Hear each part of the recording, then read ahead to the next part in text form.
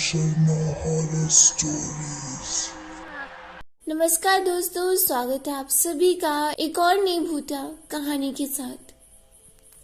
कई खौफनाक हवेलियों, भूतिया हवेली के किस्से अब तक आपने सुने होंगे, मगर ऐसी कोई हवेली नहीं जहाँ कोई रहता हो।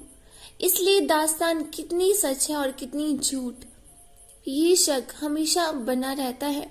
मगर आज जिस हवेली की कहानी हम आपको बता रहे हैं, वहाँ एक परिवार रहता है और साथ में रहती है रम्या, जिसे मरे 200 साल का वक्त गुजर चुका है। जी हाँ, आपने सही सुना। अगर वक्त के पन्नों का हिसाब लिया जाए तो दास्तान करीब 200 साल पुरानी है। उत्तर प्रदेश के एटा के पास एक हवेली है। वीरान नहीं, बकायदा आबाद है एक परिवार के लोगों से, मगर तबाह है एक रूह से। जी हाँ, इस हवेली में जिंदगी और मौत साथ साथ रहते हैं। अगर हादसों के मद्देनजर फैसला लिया जाए तो यहाँ मौत जिंदगी पर बहुत भारी पड़ी है। एक रम्या अब तक कई लोगों की जान ले चुकी है। वो रम्या एक तबायफ थी जिसका कभी जलवा हुआ करता था, मगर दो भाइयों ने उस पर अपना दावा ठोक दिया। नाच देखने के दौरान झगड़ा हुआ, फिर झगड़ा शुरू हुआ और फिर इस झगड़े में जो हुआ उसकी निशानी थी एक मौत। वो रम्या झगड़े में बेमौत मारी गई। ये किस्सा है 200 साल पहले का, लेकिन आज भी वो उसी हवेली में दिखती है, नाच गाने घुंघरुओं की आवाज के साथ। हवेली में लोग रहते हैं, मगर खौफ के बीच कई असमय मौतें भी हो चुकी है वहां पर। कहानी की शुरुआत होती है एक दिन से। वो दिन सूरज को आखिरी सलाम पेश कर रहा था। शाम घिर आई थी, तभी एटा के चमत्कारी गांव की इस हवेली से अचानक एक चीख गूंजती है। आवाज किसी लड़की की है। कहती है, मुझे हवेली से मत निकालो, ये मेरा घर है, वरना मैं तुम सबको बर्बाद कर दूंगी। कोई कुछ समझे इससे पहले एक और चीख गूंजती है, मगर इस बार चीख में मौत की तकलीफ भी घुली हुई थी। पानी, पानी, कहराने की आवाज के साथ कोई लड़की पानी मांगती है। ये वाक्य कहीं और होता तो शायद कोई न कोई तो मदद के लिए आ भी जाता, मगर इस गांव में हर कोई डर से सहम सा जाता है, क्योंकि पिछले कई दशकों से ऐसी चीखें इस हवेली से निकलती रही है और लोग कांपते हुए सुबह का इंतजार करते रहे हैं। इस हवेली के मालिक सत्येंद्र तोमर कहते हैं कि यहाँ पहले सब ठीक हुआ करता था, लेकिन धीरे धीरे ये दिक्कत बढ़ती ही गई। यहाँ घुंघरुओं की आवाज सुनाई देती थी, नाचने की आवाजें, इस तरह प्रॉब्लम क्रिएट होती रही। तांत्रिकों को बुलाया गया, कभी कभी आवाजें आती, आपको घर छोड़कर जाना पड़ेगा।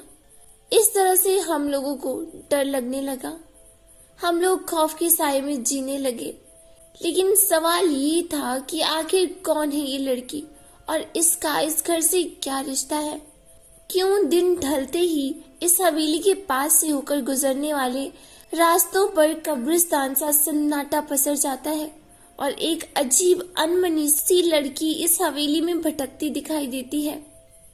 कभी झरोखी से झांकती तो कभी हवेली की छत से टकटकी लगाए दूर से किसी मुसाफिर का इंतजार करती जिसने उसे गौर से देखा है। बताते हैं कि उसकी नजरें बर्छी की तरह कलेजी को चीरती सी लगती हैं, मगर कभी कभी इन्हीं नजरों के दीवाने थे लोग।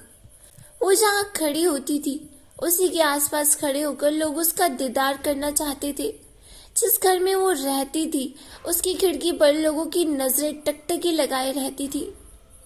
इंतजार करते थे लोग कि कब खिड़की खुले और उसका दीदार हो। ऐसा जलवा था रम्या का। इस हवेली के आसपास रहने वाले बुजुर्ग बताते हैं कि इस हवेली में से एक खूबसूरत सी लड़की निकलती थी, जिसका पीछा करने की जब वो कोशिश करते और बात करने की कोशिश करते तो वो बिल्ली बन जाती थी। आज इस कोठी में जिंदगी और मौत दोनों का बसेरा है। दूसरी हवेलियों की तरह ये खाली नहीं है। यहाँ गुजरे दौर की तवायफ रम्या की रूह भी रहती है और इस कोठी के मालकिन की भी, मगर मौत के साए में लगातार सांस लेती इन जिंदगियों पर क्या गुजरती है, ये बताने के लिए काफी है कई लोगों की मौत होना, क्योंकि इस हवेली ने अब तक कई अपनों को खो दिया है। हद तो ये है कि इस हवेली के बच्चे भी शैतानी करने या चहकने से पहले सोचने लगते हैं। इस हवेली में आज जितनी भी जिंदगियां बाकी हैं, उनके चेहरों पर जिंदगी का कोई नामो निशान नजर नहीं आता। एक खूबसूरत मगर खौफनाक चेहरा उन्हें लगातार नजर आता है, एकटक घूरता हुआ, शायद ये पूछता हुआ कि इतने लोगों की मौत के बाद भी क्या हिम्मत बाकी है यहाँ रहने की।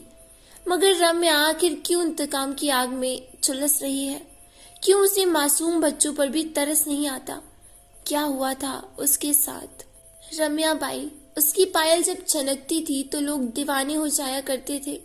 हर हवेली का मालिक ये सपना पाला करता था कि एक दिन ये घुंघरू उनके सिर्फ उनके लिए खनकेंगे। बात करीब 200 साल पुरानी है, जब रम्या इस हवेली में मुजरा किया करती थी।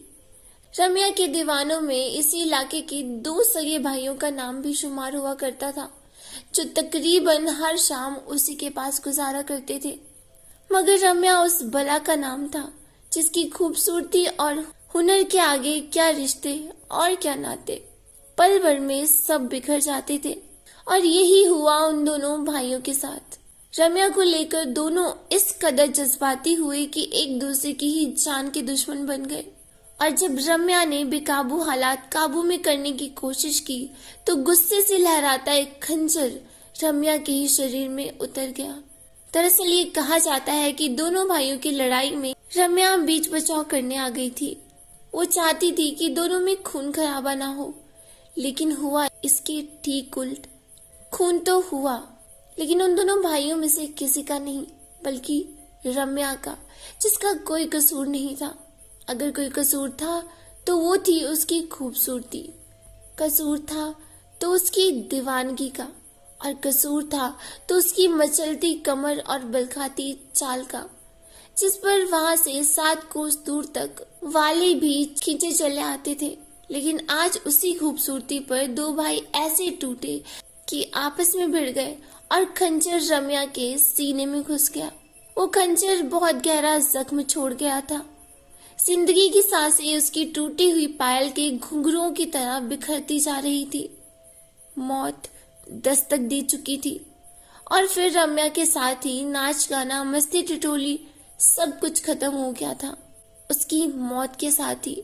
और ये मौत इस हवेली पर बहुत भारी पड़ी। वक्त बीतता गया, मगर उसकी यादें कभी धुंधली नहीं पड़ती भी कैसे, क्योंकि रम्या ने तो इस हवेली को छोड़ा ही नहीं था। वो आज भी लोगों को नजर आती है, मगर गुनगुनाती नहीं, बदहवास घूमती है, याद करती हुई उन सुनहरे दिनों को जब एक महफिल उठती नहीं थी कि दूसरी सजाने को बेताब लोग वहां पहुंच जाते थे। फर्क सिर्फ इतना है कि 200 साल पहले इस ड्योढ़ी से निकला हर कदम मस्ती से झूमता हुआ निकलता था, मगर आज यहाँ से लाशें निकलती हैं। इस बारे में हवेली के मालिक सतेंद्र तोमर बताते हैं कि मेरी माँ को एक दिन साया दिखाई दिया था, इसके बाद उनकी मौत हो गई थी। इस तरह रम्या का प्रकोप हमारी हवेली पर हमेशा खौफनाक साए की तरह बढ़ता गया है। एक एक कर मेरे 3 बच्चे, फिर मेरी पत्नी की भी जान जा चुकी है। हालांकि अब इस हवेली को बचाने की जिम्मेदारी सतेंद्र पर ही है। वो एक पढ़े लिखे इंसान है, और इससे पहले वो भूत प्रेत जैसी बातों को मानते ही नहीं थे। मगर आज जब वो अपने परिवार पर नजर दौड़ाते हैं तो हर रिश्ता अधूरा नजर आता है।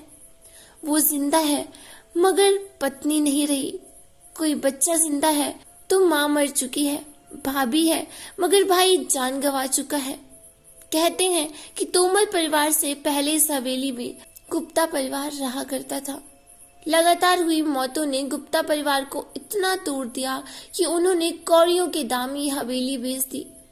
खरीदी तोमर परिवार ने, और खरीदते ही बच्चे, बूढ़े, जवान, एक एक करके 8 लोग मौत के मुंह में समा गए। फिर सहारा लिया पूजा पाठ का। नतीजा इस बार उसकी जान गई जिसने पूजा कराई थी।